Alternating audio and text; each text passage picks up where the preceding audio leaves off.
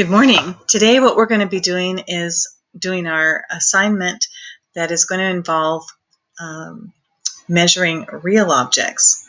So the first object we're going to measure is a prism. Okay, so get a box of any kind, and I happen to get a tissue box here, and it has a square base. You can get one with a rectangle, you can get one with a triangle base, like one of those Rolo candy bars. They're a triangle prism, but it has to have one base here and one base on the top that are exactly the same and parallel. And then it has to be straight this way.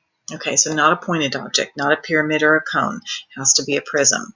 Okay, so once you've chosen your object, you're going to measure it. Okay, and so we're going to measure across here. Now you want to measure in centimeters here. So if you put it on the edge right there and measure across, I have to make it straight here.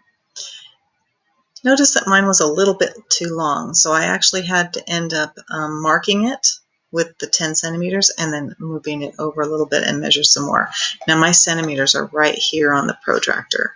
Okay, so you may have a ruler that you can use as well.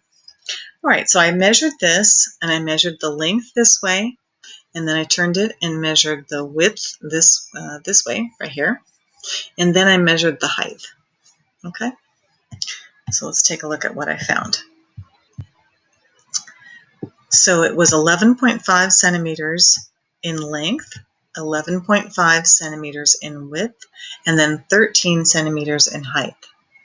Okay, so once you have those measurements, then you're going to write the generic formula, area of the base times the height, and you're going to figure out what the shape of the base is. Well, this one's a square, so the area formula is side times side for the square, or side squared.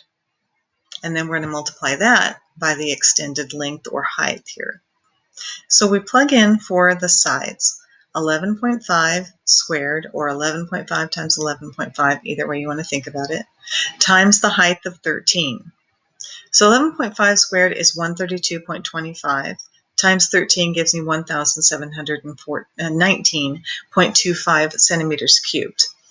Okay, so that's all you have to do is just get an object, measure it, draw it, put the measurements onto the picture, and then calculate out the volume showing each step.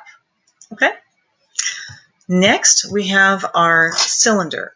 And so then you want to go get a can. So I got a tomato paste can right here. And you draw it, and then I measured it. Be careful when you're measuring the diameter here. You want the longest length here to make sure that you know that that's the diameter. So keep moving it up and down till you find the longest length, because the longest chord is the diameter. And then cut that in half to find the radius. Okay, so for the tomato paste can, we have the extended height this way is 8.5. If you lay it down, it's the extended length here of 8.5, and then the diameter was 5.5 centimeters. So what's the formula for the area of a circle? So we know the general formula is the area of the base times the height.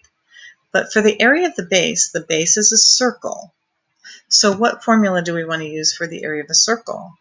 Yeah, we want to use pi r squared. So we're going to replace the area of the base with pi r squared.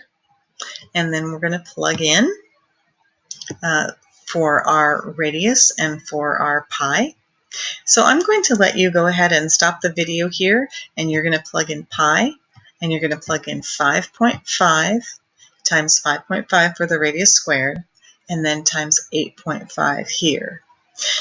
Now, since this is a real object, you want to not round. You want to end up with your answer being in terms of pi. And then you're going to do one extra step. You're going to go ahead and round that to the nearest hundredth. So just like we did this one, we left the 0.25, you're going to round this one to the nearest hundredth. So you're going to actually multiply by pi. For real objects, normally we would round. Okay, we want to know approximately how much tomato paste will fit in here, how much volume will fit in here.